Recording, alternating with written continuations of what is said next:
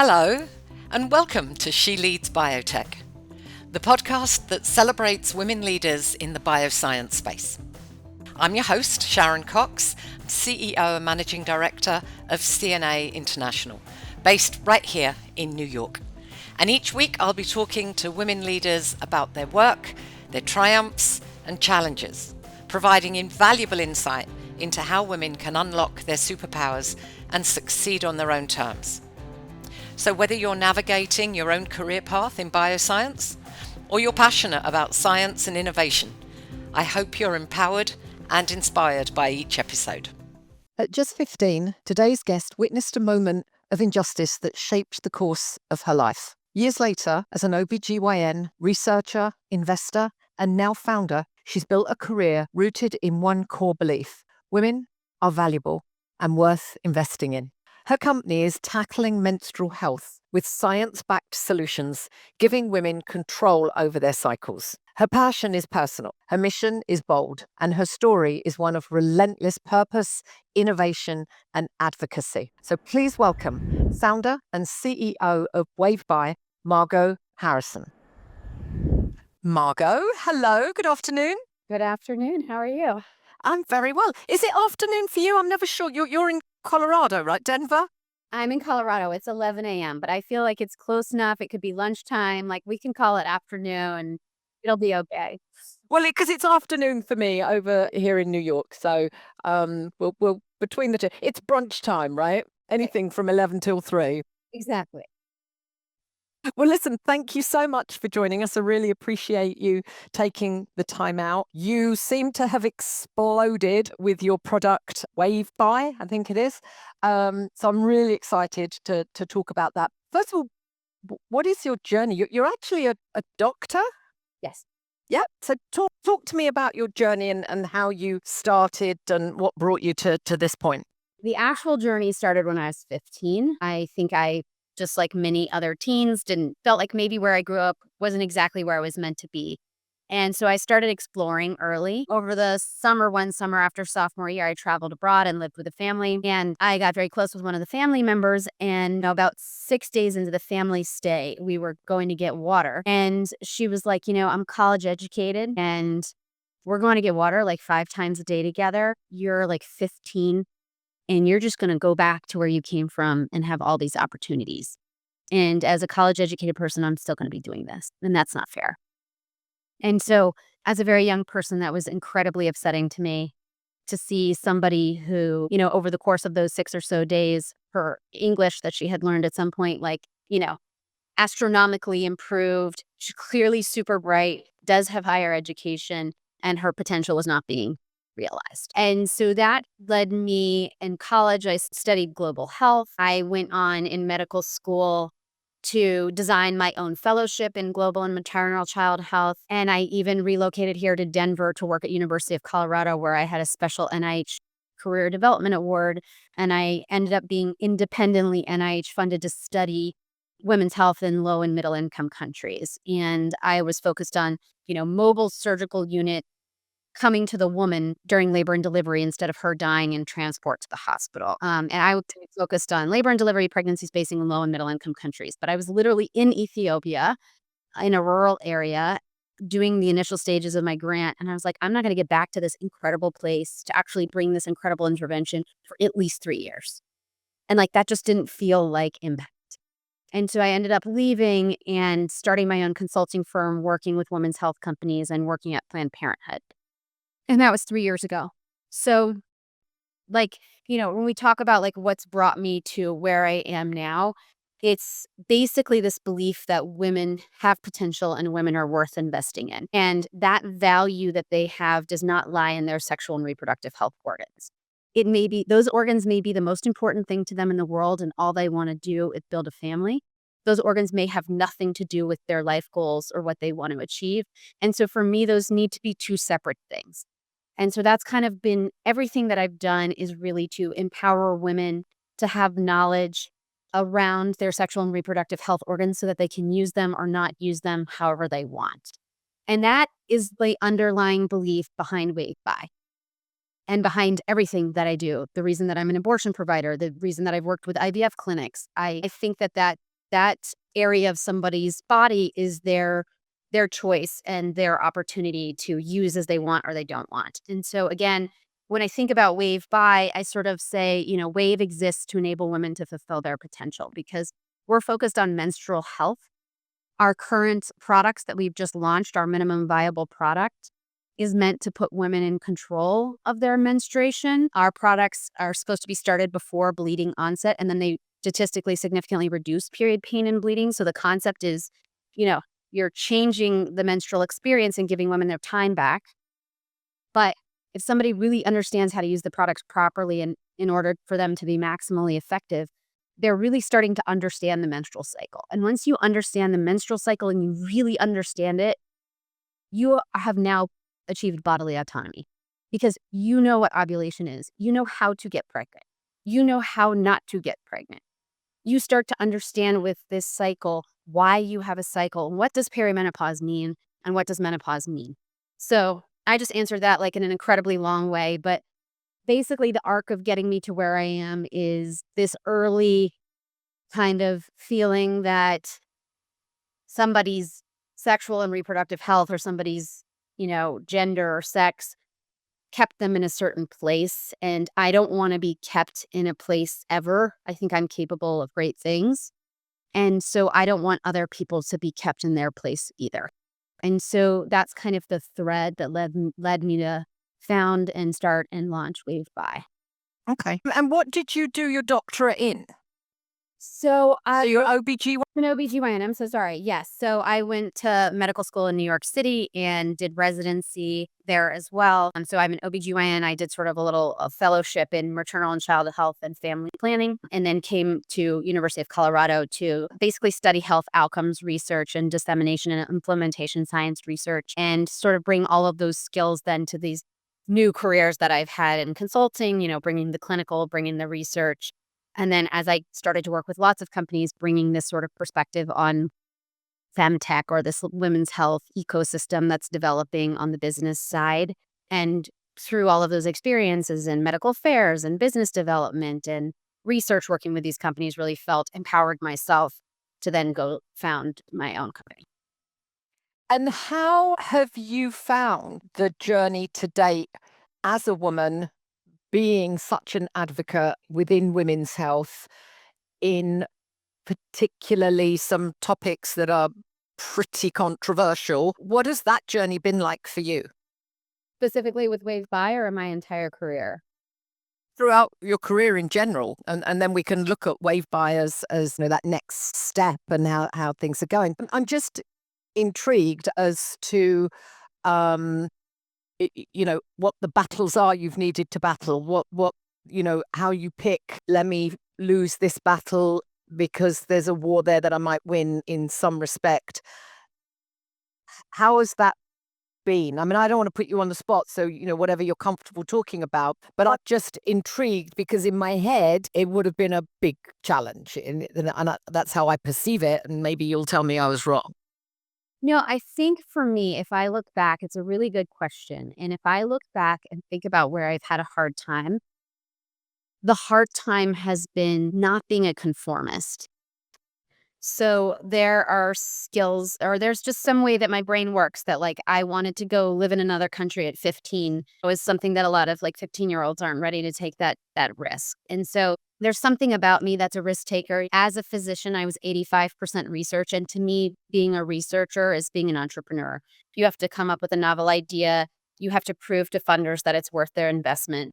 You have to get that money, hire a team. I taught myself statistics to be able to move my projects forward faster. There goes the dog. So I think for me, the hard parts have been going into a field that is quite traditionally, people are on a track. Like when people think about physicians, they don't think about big risk takers. They think about people who go to this school and then this school and then this school, and then they become a doctor and their career is kind of set. And so when I have tried to make that career my own is where I've encountered difficulty. So during residency, I created my own fellowship. That actually, they were pretty receptive. I've always been in places that are a majority women. So I didn't encounter, I didn't feel like as a woman, I was particularly disadvantaged, like let's say in high school or college. I do feel I faced some disadvantages in high school because I went to a religious school and I wasn't that religious. So that was hard. But in terms of opportunities for me in high school and college, that wasn't a thing. And then in residency, it was all women. And so my womanness didn't make me different, but my drive and my desire to have a larger impact and be more of a public health provider as well as a physician definitely made me different. And I think often rubs people the wrong way. As I continue to go into academia, in your academic time, you're not doing clinical care. And so I think people are very jealous of academic time because it's your own schedule and you have flexibility and you don't have to be in a very stressful clinical setting. Of course, I did do those things for a certain percentage of my career, but just because you're on academic time doesn't mean if you're a self-motivated person, you're not working your ass off. I published 50 papers in 4 years. I was working extremely hard. And that was something that people did not like. They did not like that I was mostly academic. I think they didn't love that I was maybe being very successful in that as they were working clinically. And so I really encountered difficulties in that way, in that setting. And maybe there's a part of me that also sometimes has trouble having a boss. So changing settings and be able to have, my own consulting firm, work for companies, but be in control of my time and be in control of working as a teammate and not as an employee. Yep. And starting my own company again, in that kind of flexibility for myself. I mean, starting your own company compared to the consulting firm was like the life. Starting my own company has been profoundly difficult. So, but I don't feel discriminated against in either of these more recent positions. And I would say that with respect to this recent position in fundraising, I think it's a hard fundraising environment in general. And maybe there are some things about me that make it slightly harder for me to fundraise, maybe. But really, I think in this environment, it's really are you the right person to execute and can you execute? And do you have a good idea with a big market? And it's storytelling. And so I don't think there's necessarily anything about me like my womanness that's held me back from funding. But I do think I'm a first time founder. And I would think that is more detrimental than being a woman. It's there's some things about the situation that I'm in that people may be concerned about, but I'm not sure it necessarily has to do with the fact that I'm a woman. And I think you're right. It is the storytelling aspect of the fundraising as a first-time founder, as a 15th-time founder. I think it's very much that ability to sell the vision of what you're looking to achieve. I had a guest a few weeks back whose product is a non-hormonal contraceptive, which I just think is amazing. My own daughter has really, really struggled to find the right birth control because the hormonal ones just do not, the side effects are just more than it's worth. To talking to this person about getting investment to move her product was very she would approach a room full of male investors and almost, hey, let's turn the lights down low and we're going to talk about sex now and have this kind of conversation. That was just people would pay attention. And then she would go through her story and very passionately cover the reasons as to why they should invest. So I think that the storytelling behind it is really the big thing there, which I don't see you as somebody who'd have a problem with that at all. Well, I had a little bit of a problem with it at the beginning. And then the other thing is people tell stories in different ways. At the beginning, I was coming out of academia. And as I started to build the company, there were very specific questions and concerns that kept coming back up. And so I kept telling the story to answer those concerns and in a very academic way with data. Data speaks, everyone claims that they make decisions based on data.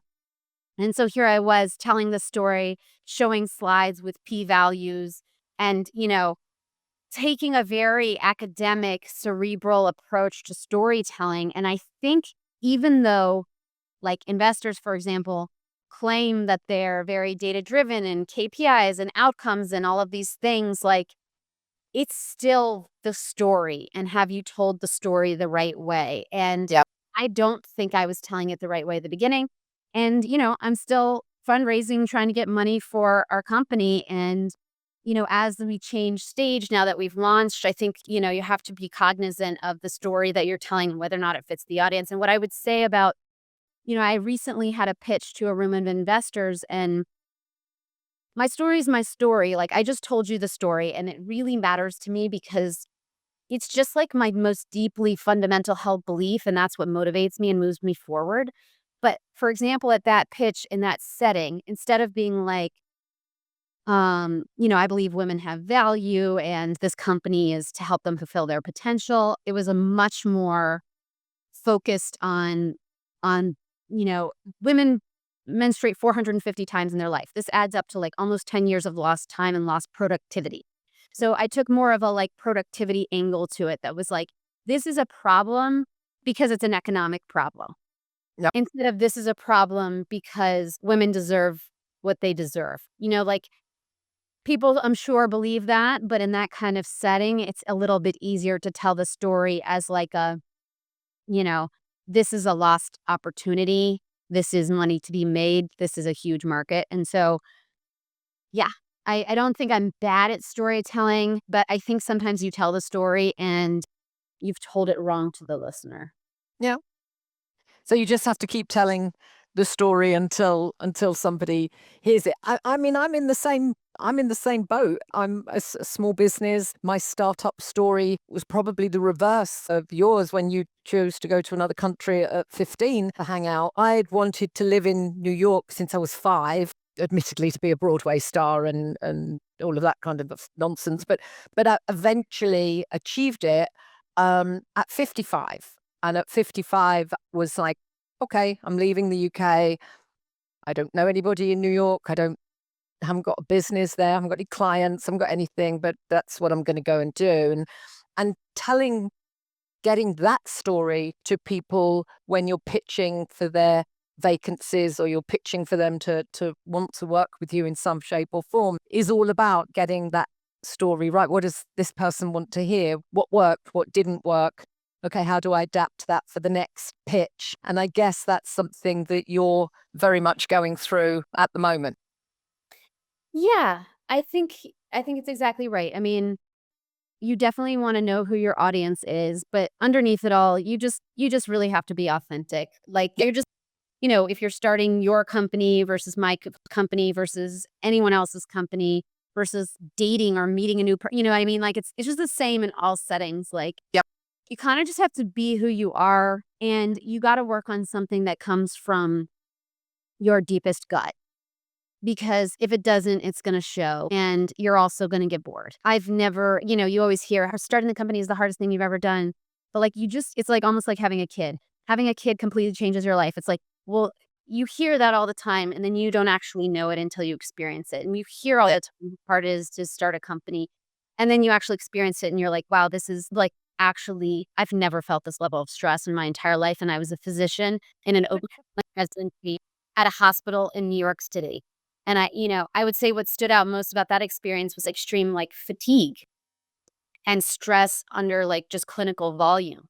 And this stress is like quite a different stress. And anyways, I'm trying to get to the point just that like your story is your story and it has to come out in your conversations. And yeah, you can never tell the story exactly right to whomever's listening, but you can tell it right to yourself and, stand true to what you're doing and keep moving forward.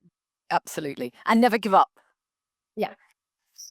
That's what people kept saying to me. And I have the little plaque from my daughter was, rest if you need to, but you don't quit. You have to keep going. Tell me a little bit more. I know we touched on it briefly as to what WaveBye is as a product. What are the what are the long-term benefits? Where is the market for this product over and above just, putting women in control? Because, I remember from donkeys years ago, if I was going to a party and I was going to wear white pants, and I'd time it, and then I knew to take the pill at this time because then that would stop, and if my period was due, and all of that. I'm sure things have moved on considerably since then, because it wasn't the most healthy way of preparing for a party. What is it that WaveBye actually does? It's funny you should say I'm sure things have moved on considerably. Like, I'm just not sure they have moved on considerably. And I think that's part of the premise of the company. You know, the first premise of the company is women are valuable and worth investing in. Second premise of the company is what's out there has not solved the problem. So, you know, it's funny you talk about white pants because somebody gave us the quote based on their tester feedback, like, I actually went out in white pants, and like, who does that? And so I'm not sure that the white pants thing has changed until now. The second premise is, again, that like nothing has solved the problem. And to that point, the market leader for period pain came on in 1911. It's Midol. Midol is Tylenol. Tylenol is a fever reducer. It works on your brain. It is not very effective on your uterus. It is not first-line treatment. So what we've got is 75 million women of reproductive age in the U.S. menstruating 10 to 15 times per year for 30 to 40 years of their life. And they don't have, the market leader is giving them something that's like pouring water out on the sidewalk. You know, it is a massive social justice issue to me. And so it is ripe for disruption, both because women deserve better and because it's an incredible market opportunity and investment. With all of that in mind, you know, and when you talk about WaveBye, and when I think about WaveBye, and you can tell, I think, from who I am and what I've talked about so far, like, my vision for WaveBye is very big, and my brain loves to bubble over with all the things that we are and will be.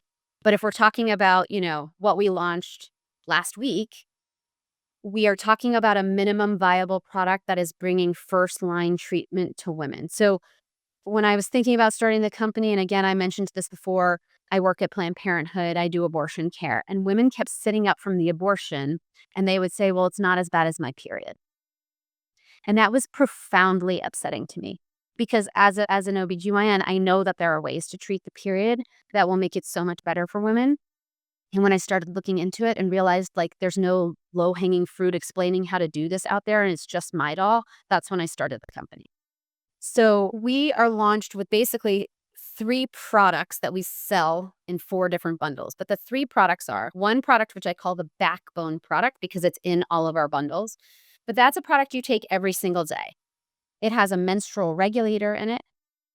It has, you know, a treatment for reducing menstrual migraine.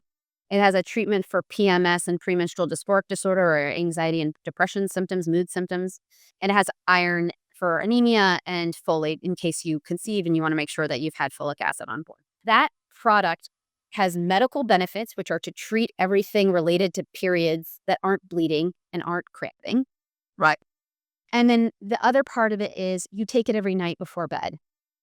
And it reminds you of your period outside of that time when you're actually feeling bad or menstruating. And so it reminds you about your period and to start thinking about it and tracking it, because the other 2 products need to be started 2 days before period onset in order to be maximally effective.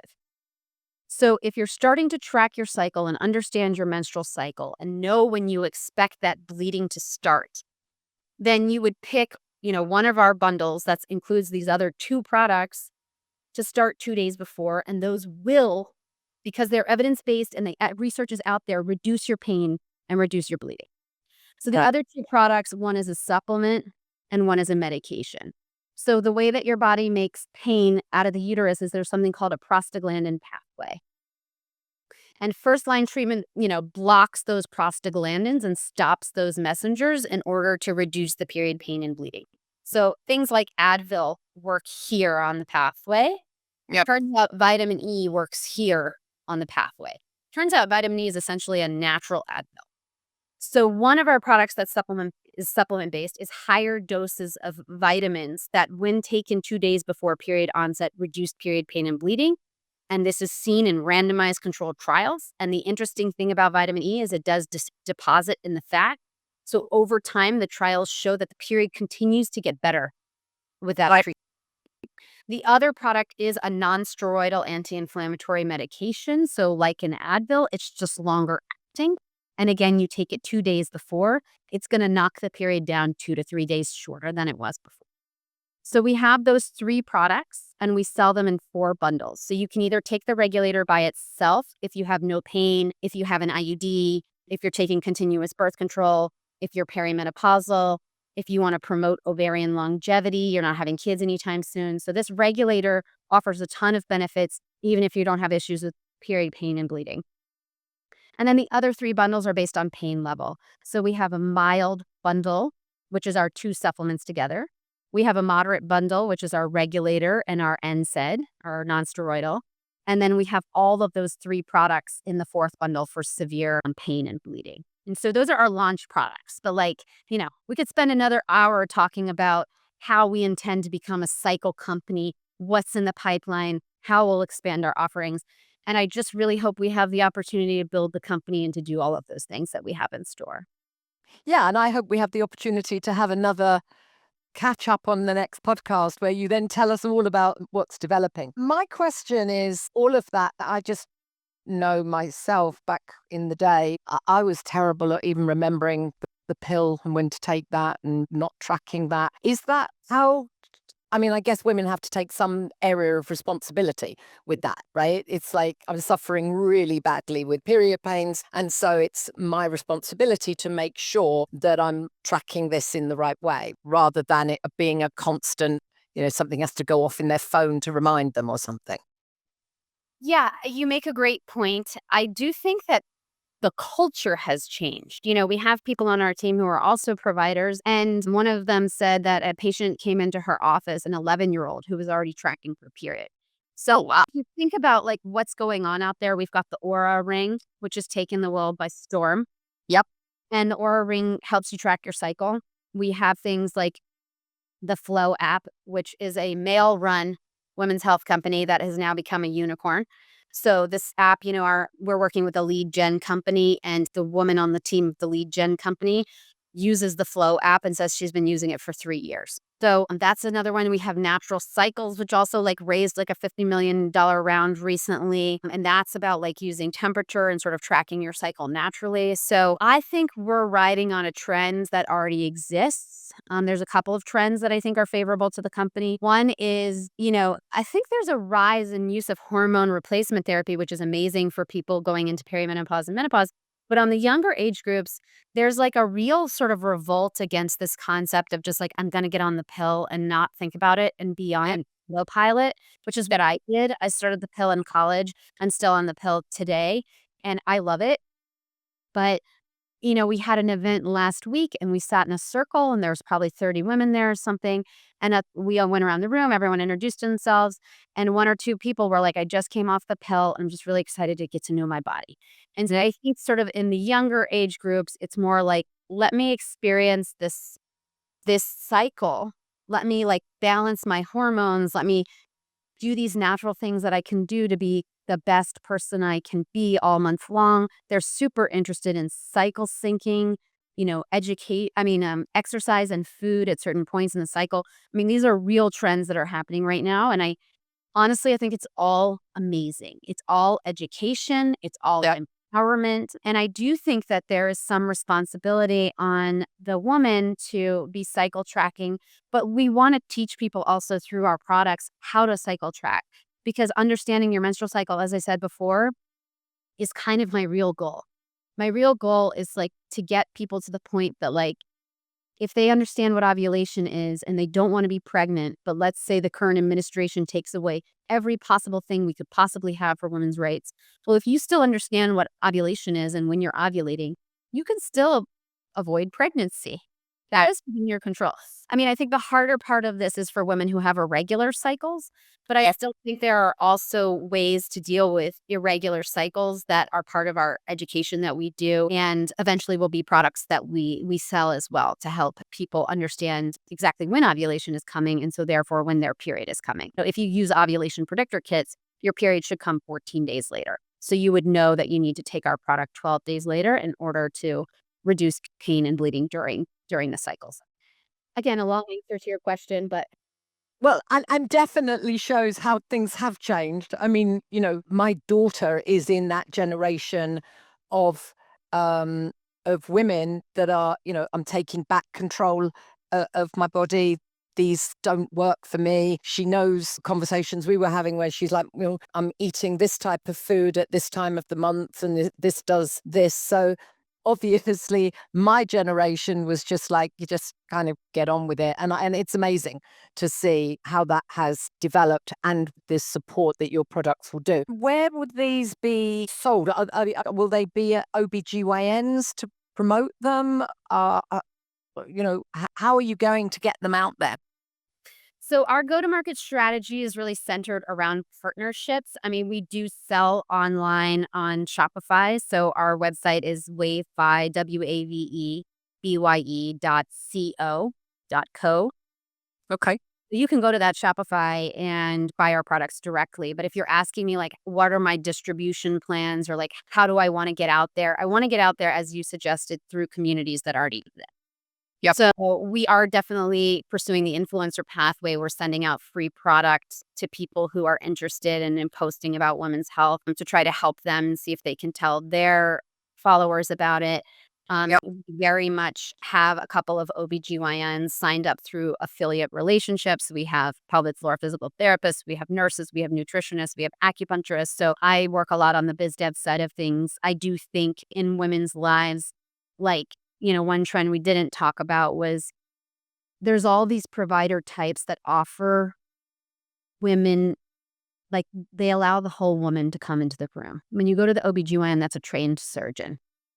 And people really trust their providers, and those are good providers, but they may not know as much about like cycle syncing or something. So about 50% of people are going to want to hear about it from an OBGYN. I think about 50% of people are going to want to hear about it from their womb massage person, or from their acupuncturist, or from their pelvic floor physical therapist. And so I'm trying to sort of cover those trusted provider types, including physicians and non-physician providers, to be able to get the product in front of those people. And then again, other partnerships. We, have an event tonight at it's like a Pilates studio. I've had one, so like places where our persona, where women might be and might be learning more about their menstrual cycle and more about our products, and then working with other companies in the women's health space that feel that this would be a benefit to their consumers as well. So Amazing. a very partnership driven go-to-market strategy. But yes, we are for sale as of last week, all of our bundles online. And we do have an Amazon store, but it's not really like up and running, and it doesn't have all the bundles on it. And say for TikTok, we have some products on TikTok, but not the full bundles in the way that we're intending to sell. So Shopify is really the place to go get the product. And as we're talking on this day of recording, the episodes, the products were launched sort of mid-March. So by the time people hear the episode, do check in, because products could have evolved and developed and be available in other areas. So just the disclosure, people, is that this is as of mid-March that the product's been launched. Incredible. I wish you so much success with it. You're clearly a very driven woman. You're very passionate about what you do. And exactly as we've said throughout this conversation, it's that authenticity, that passion to tell the story. That's what knocks down those doors and breaks those barriers and gets the message out there. So I've no doubt that that's going to be huge. My final question to you, Margo, is what's your advice, the journey that you've been through, to other potential first-time founders, people, maybe you 10 years ago, who have that passion, but don't really know what to expect, or where it's going to go? What would your advice be to those young women? I think my advice would be to turn inward. So I think that maybe the younger generation is better than this already, because they're very interested in therapy and talking about mental health and all of those things. But I really do think people don't know what their values are. They really can say a lot of things that they care about. But, for me, I had like a core memory from when I was a teenager that I really do think was the seed for where I am now. And I do think that people, for better or for worse, I mean, it may be trauma that's caused some deep seed in you. And like, obviously, you don't want to build a company off of your trauma, but I do think like there are core values within you that you really, really do care about. And it's hard to find them and it's hard to understand them. And so, what I would say is turn inward. And I used to be a research mentor for other doctors. And I would say, like, close your eyes. And like, if you're thinking about anything, work or what you want your research project to be, and like, think of a moment when you were your most authentic self. And so for physicians, when I was talking to them, I might be like, look, you provide patient care. You do like all these things a million times a day. Maybe your favorite moment was actually teaching the nurse a nuance about a certain lab result, or like telling the nurse something or having some personal interaction with them. And like that moment can become a research project. The moment of sharing information or caring for a patient together, like that whole thing, that one exchange could be a research project, and it'll be something that you will be able to stay focused on forever because it actually represents a value of something that you care about. And so what I would say to people is like, turn inward and think about a happy moment or a moment you felt most authentically yourself, and just explore that moment for a minute. Like, what about it was the thing that made you happy? Was it human exchange? Was it like getting the answer to a problem? Was it, what was it that drove you in that very special moment to you? And what value does that sort of bring out in you? And how can you tend that and grow that and take that and make it into something that brings you happiness and joy every single day and helps to guide you toward the thing that you want to create and bring out into the world. Fantastic piece of advice. That's really great. Thank you. Well, listen, I will let you get on with the rest of your day. I'm sure you've got 1,000,001 things to do before you go off this evening to present at Pilates. I think it's incredible. Sadly, most of my friends are outside of the product's immediate demographic, but certainly through the podcast and through other things that I interact with women, I will certainly make people aware of this amazing product. And so good luck. Yep. Please stay in touch. I look forward to following your journey. And, when you're a multimillionaire, we can sit down and toast your success and work out together how you're going to build your company and how I can support you with that. And I look forward to that mentorship. I really appreciate it. And just a last note, our products are meant for very specific moment of the woman's cycle, but what is in them is broadly applicable. So anybody in menopause, any male who wants to stabilize his insulin levels, who wants to prevent migraines, who wants to help with any anxiety and depression, like the product's going to come and look a little bit meant for females, but any male could take our monthly regulator and it would certainly make him feel better and stronger. So Okay. Can be used anytime and will provide benefits to anyone who takes them. But anyways, thank you so much for the opportunity to share who I am, what I'm doing, what we're up to. And I do very much look forward to a continued relationship and learning from your experience and what you've already been through with all sorts of different companies, who are far beyond where I am. Excellent. Well, we will certainly make that happen. Enjoy the rest of your day. Thank you so much. Take care. Bye-bye now. Bye. Well, that's it for today's episode. Thank you so much for listening. She Leads Biotech is brought to you by CNA International USA, a woman-owned boutique search firm based in New York. If you're looking to hire talent for your company or want support in achieving your career goals, please reach out to me at contact@cnaint.com. I hope you enjoyed this conversation. And remember, the success of every woman should be an inspiration to another. So don't be afraid to share yours. Thanks again for listening. Until next time.